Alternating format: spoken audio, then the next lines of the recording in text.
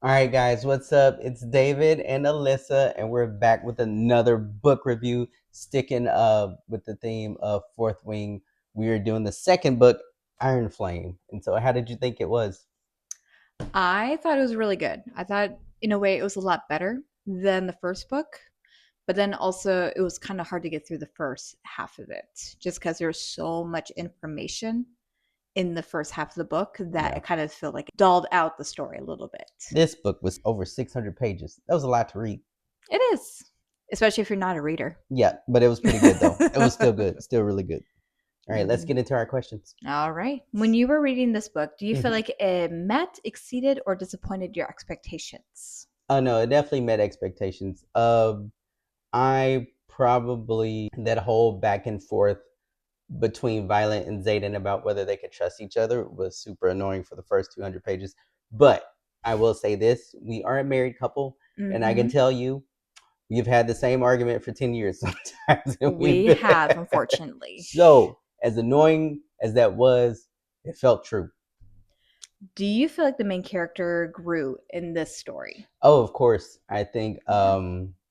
after, Violet discovered the truth and after she discovered what was happening, she made the hard choices to press forward and to rebel and to do the right thing and to fight for others, fight for the other citizens and for the Mm-hmm. people in the surrounding areas. Yep. I would agree with that. Also, I feel like she came to another level of like realization of what she had to give in Mm. order to keep up with, what Xaden is doing with his rebellion, helping her friends realize what is happening in the war college and their entire like not empire, but in their entire kingdom. And then to the point where she almost literally sacrificed herself for that greater good.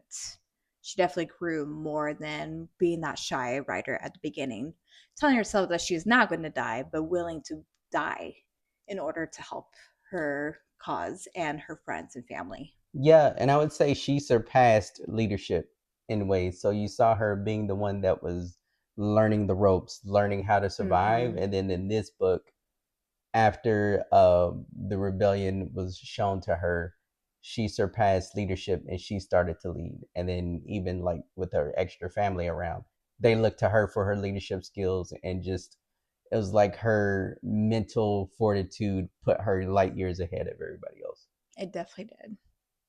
What I would say I wanted to see more in this book that I didn't see more of Rihanna's powers. Like let her use her signet. So I think we got to see her as a leader as well, but we didn't just Mm-hmm. get to really see her like be the BA person that she is. I I could see I would that. have liked to have seen more of that. I could see that, especially since she's now stepped into a wing leader Yeah. position. She has that authority now, so she needs to be able to carry that.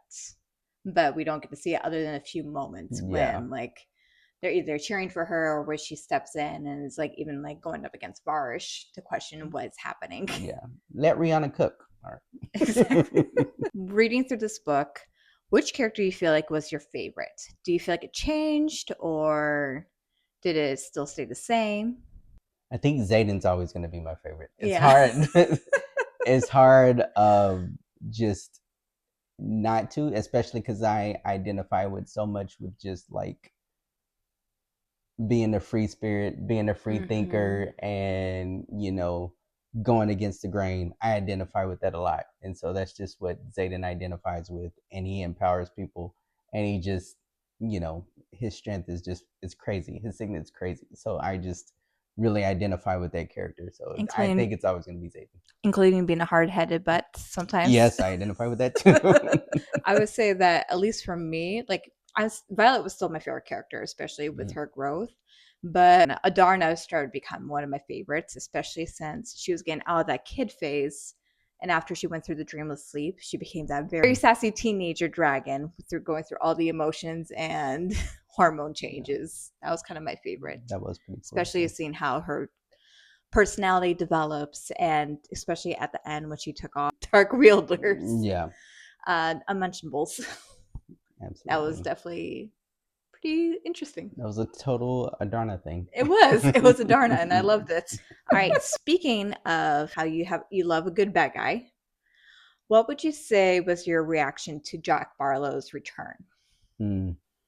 I think there's several like pesky bad guys in this. You have Jack, you have Barish, but also Cat. Mm. I Well, would, she's like in between though. yeah, She's she's the Deadpool of I wouldn't of call her this book. Deadpool. But just because how she can go either way, she Yeah. can be good and then she can mess with people's minds.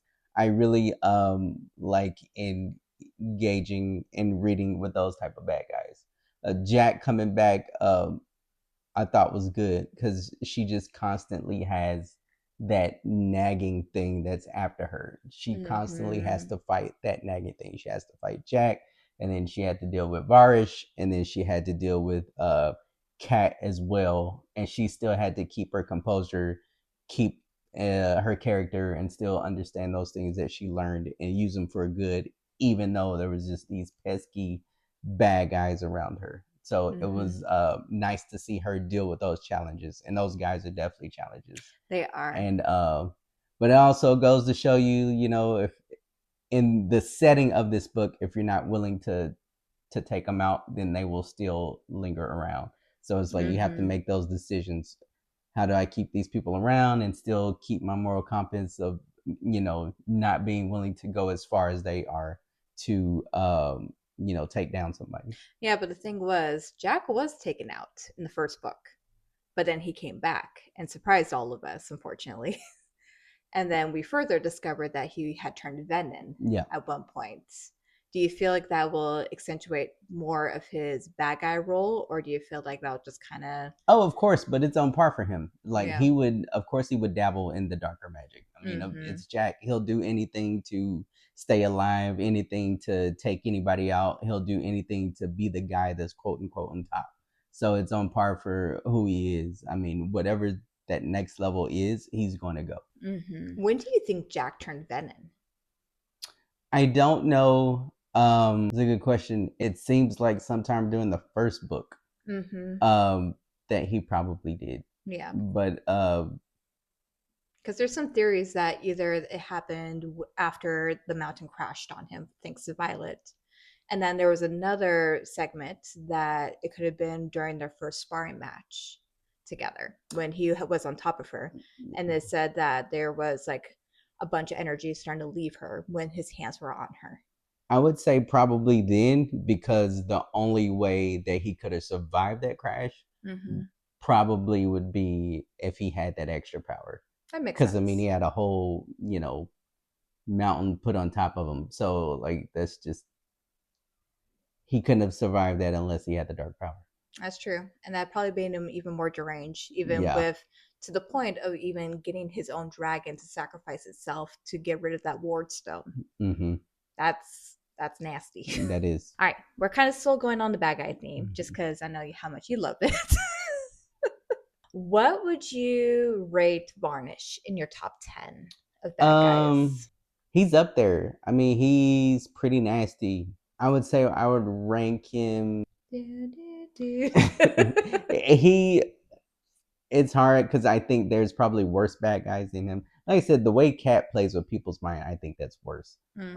Varish is just kind of like a nagger, and just kind of eats at you and just eats and eats and eats. So Mm-hmm. The thing he though was that up there. he Yeah, loves to misuse his power so yeah. much. And I think that's what helps make him make a really good bad guy. Just because you can see off of him and because of where his power Mm-hmm. and his status was, there was not many that was willing to go up against him until No, Terran threatened to take his dragon away. It was getting to that point where he had to back down for a moment. Of course, he came back and retaliated against Violet, yeah. but it goes to show that he was willing to go to any length to misuse his power. And that can make someone pretty scary. That can. But I still don't even know if that makes him as dangerous as Dane's dad. Atos, yeah. Yeah, Dane's dad probably is even more dangerous just because of, you know, well, one, he sticks around longer, Mm-hmm. and he kind of is along that same group as Varsh was, but he just He lasts longer. He's around for a while. It's It like does. somebody take him out, please. That's true. Don't we all? All right. So, kind of going into a little bit of the politics. It's Mhm. going to be a little weird one. But when Rebecca Yarros was writing her book Yeah. and she was incorporating how the politics of the kingdom was inflecting with what the War College was teaching, do you feel like when you were reading that book, how do you feel like politics intertwined with the War College? And how do you feel like that relates to our everyday life and modern day life right now? Um, I think it's very challenging, especially, because you're like you grow up knowing one way. So Mm-hmm. Violet grew up knowing one. Dane knew one way. Like several of those characters knew one way, and then there was the other characters that were on the other side that were already part of rebellion, grew up with parents who were part of rebellion, and kind of outcast and kind of secretly knew. Change is hard. It's hard to change your viewpoints. It's hard to change your ways. It's hard to receive information and just kind of say, you know what, I need to upgrade. This is wrong. I need to change my viewpoint. Violet was probably like her easier transition. Most people don't transition that easily Mm-hmm. to like, you know what, this is not right. Let me change. I think probably the most identifiable character is Dane. You see his journey as and Dane does some crummy stuff. He Like Dane does. does some jerky stuff, but probably most people go into that category as Dane. And like what change looks like is a rough, bumpy, messy road. Like Dane and Violet's relationship is messy. There's murder, Mm-hmm. there's death. She blames him for Leah's murder. There's betrayal, mistrust. But at the end of the day, he finally makes that step over to the other side. But again, it's not perfect. It's messy, it's sloppy, but he still did it. So I think Mm-hmm. that character is the most identifiable as far as just like the general natural human to make a changeover. Exactly. And I feel like, especially with nowadays, we all have to kind of make that choice of like Mhm. when we want to choose to change our viewpoint. What from like what we used to believe and we thought was the right way to now realizing, no, that was not okay. And it kind of takes courage to even get to that point. Like, even for Dane, after he viewed Violet's memories Mhm. when she was being interrogated, Yeah. unfortunately, it finally came to that point when he realized, oh, this is not good. I Yeah. need to make a choice now. And this choice means I'm standing against what everything I believed in Hmm. and to leave what I believe behind in order to join this rebellion. And there was a chance that he was going to be outed and not do well Yeah. in that moment, but he still took that risk. Yeah. And so that's a very courageous thing. And I think that It was. for anybody who might be thinking of that right now, they need to make that choice to take that courageous step, Hmm. even if it seems like it might fail, to change your mind and to change your Absolutely. point of view. Because change can be scary. It can be. All right, we're going to switch gears a little bit Ooh, let's here. switch it up. So this one might be a little different. So I noticed in the book for Iron Flame that Taryn and Violet's relationship kind of grew a little more differently. It almost seemed like Taryn's relationship with Violet grew more into almost like a fatherly bond, but also like a mentor. What do Yeah. you think? I would say I wouldn't go all the way as far as to say a father, but more like a mentor bond. Yeah.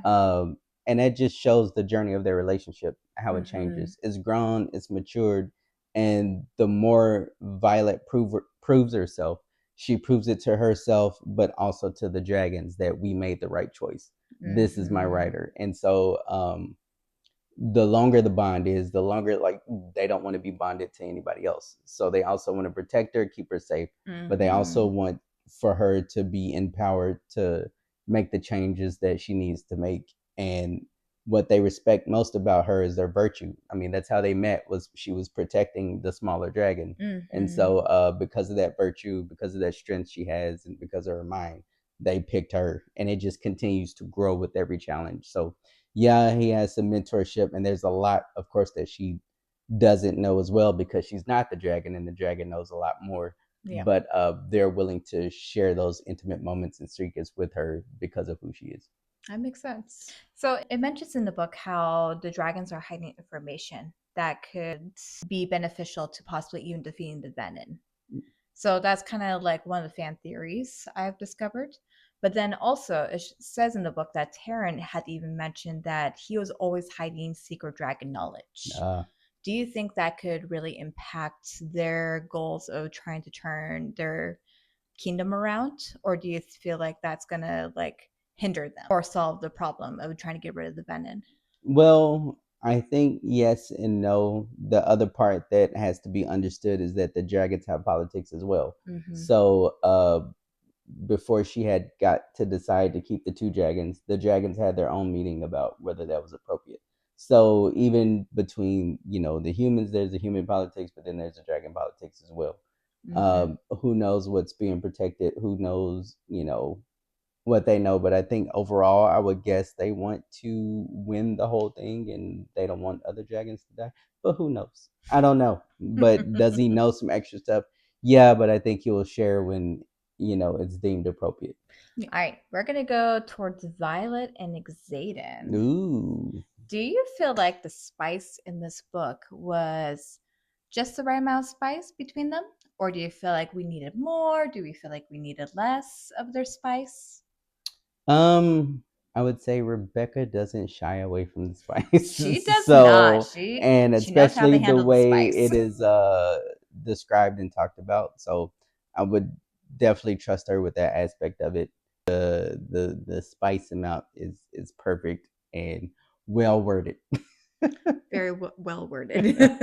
I Well will described. I will say the throne room with the chair, that was kind of my favorite moment. Yeah. Do you think Violet should have told her friends sooner about what she knew about the venom? Yeah, and I remember the last video I said I think Violet's a hypocrite. This is where I do. So she spent 200 pages getting angry at Zayden about how much she can trust her, and then she turns around and does the same thing to her friends. Mm-hmm. Eventually, she comes over to that side and tells them, "But yeah, she should have sooner." Uh, Unfortunately, it was kind of like a force of hand situation when she had finally had to tell them yeah. because she had to have Rihanna help her in that moment, and she didn't realize that Rihanna helped her until it Hmm. actually happened. Absolutely. And she should have first because she also has to, while she doesn't like to be treated like a kid or treated like Mm-hmm. she's not capable, she has that wrestle because she treats her friends the same way. Yeah. And because she has the lightning, she's like, well, so many times you see, I can't risk them dying or I can't risk, as if it's all on her, which I think can be dangerous because, when everybody decides to fight, it's a choice they all make and they all Mm-hmm. decide to risk their life. And so that choice can't be robbed from them. And it should be looked at with valor and not something to be afraid of.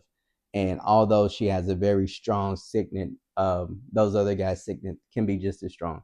And they're very And helpful in yeah, situations. and everybody needs help. Like she needs help Mm-hmm. too. So And honestly, I think if she had told her friends sooner, I think that it would have actually helped her heal much more faster, and mhm. and also overcoming Liam's Death. unfortunate timing. Yeah. Just because she had to go through that for a long time on her own. She did have like Xaden and had Xaden's friends, but Ree was her closest friend Yeah. and the one that she trusted the most, other than Janessa. So I think if she had included them much sooner, it would have been able to give her time to actually heal and be able to process what actually happened a lot better Yeah. than taking that many weeks to get to that point. Because she was on the verge of kind of breaking at one point. She was, and Ree did not hold it against her because she didn't tell, like she held it against Zayden. Mm-hmm. I mean, Ree was a good friend. She deserves a medal for all that she was giving to Violet and putting up with. Yeah, we need more Ree. We do need more Ree. All right. So when Violet was being interrogated and bad things were happening to her in that one room, the second time she was taken, she was getting to the point of having visions of Liam. Mm. And she couldn't figure out if they were hallucinations or whether he was actually there helping her. What do you think was it? Do you think he was a hallucination, or do you think he was sent by Malik to kind of comfort her through what was Hmm. happening?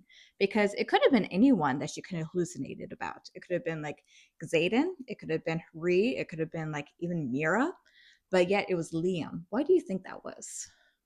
Um, I think it was because of such a dramatic death, and that death really gave her something to fight for. Mm-hmm. She has a lot of the other people to fight for, Zayden, all those guys for sure.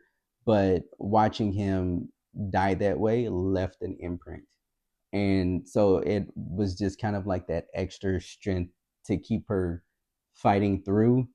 I would lean more towards it's a hallucination, but still it was very meaningful and impactful for her. So I don't think that robs the impact of it. It Mm-hmm. being her, going to the point to where she was just so tired she was hallucinating. That was still used to push her faith even further to stay strong and survive. Well, the thing is, though, she's gotten to that point, like, other than Mm. like the unspeakable things that were happening to her in that room, she had gone to that point many other times of like being burned out almost to even like, you know, having other things that happened to her that she was super tired that she Mm. could have hallucinated then. But it wasn't until that point where she would start hallucinating. So actually, I kind of think that he was kind of sent by Malik Okay.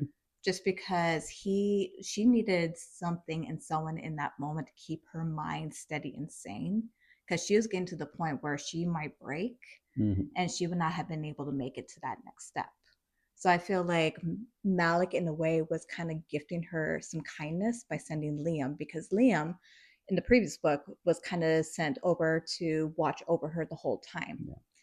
and they had grown a really close bond. And it was kind of like he's still there with her. Exactly. And I mean, it could be, but I would lean towards the hallucination too because she was mended and helped right away, even when she reached burnout. So Mm-hmm. this one was probably the longest we've seen her be exhausted without help.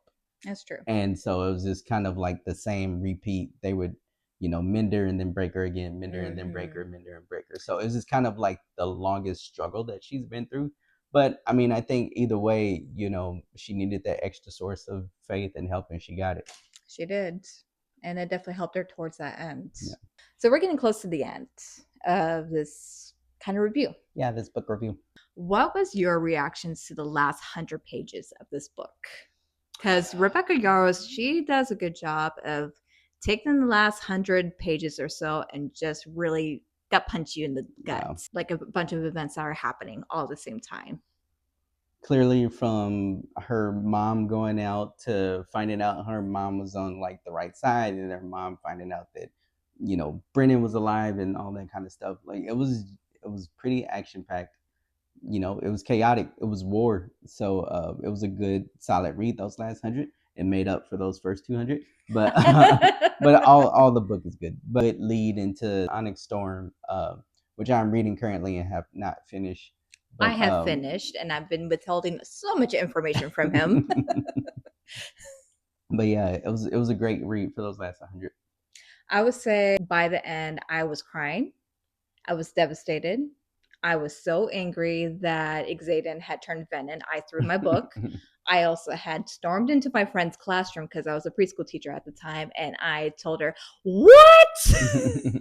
And she shared the same amount of energy as me in that reaction. I felt like Rebecca Yarros did a really good job of just kind of developing those events, Yeah. finding out that her mom was part of it and how much her mom truly loved all of her kids, even though she couldn't really show it Yeah. that well, just because of her personality and also kind of who she Mhm. was. Like, she's got to be strong, she's got to be tough and not show emotion, but she really deeply cared for her kids. So in that final moment of just sacrificing her life so that way Violet wouldn't, be burnt out because of what she's Yeah. doing. I think that showed the amount of love that she truly had for all of them, even Yeah. if she couldn't like verbalize it. Yeah. I thought her mom was very complicated.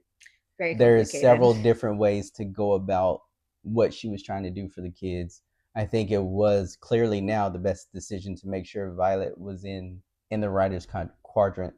Uh, Writer's quadrant. quadrant, yes.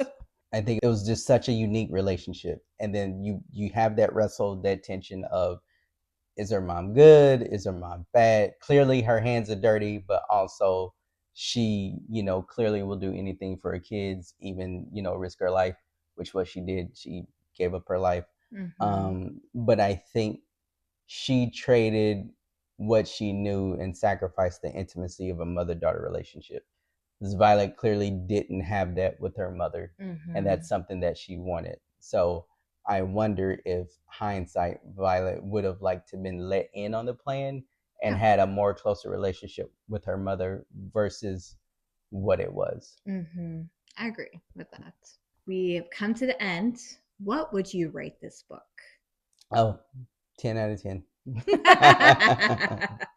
It's good. Like I said, this is a great read. I enjoyed it thoroughly. Same as, reading Fourth Ring, full of action packed, full of love, full of betrayal, all the things in there you can drop in. It was a great read, and like it would be something I'd read again for sure. I know it makes me kind of want to reread this. I would definitely rate this. I would try to do a 10 out of 10, but I'm going to say 9.5 just because for the emotional trauma and damage that Rebecca Yarros has put me through this book. So we're docking it half a point. All right, guys, this is our second review. Next week we'll do Onyx Storm. Keep watching. We have more books, different genres to come. This is just a good starting place for us. Thank you, guys.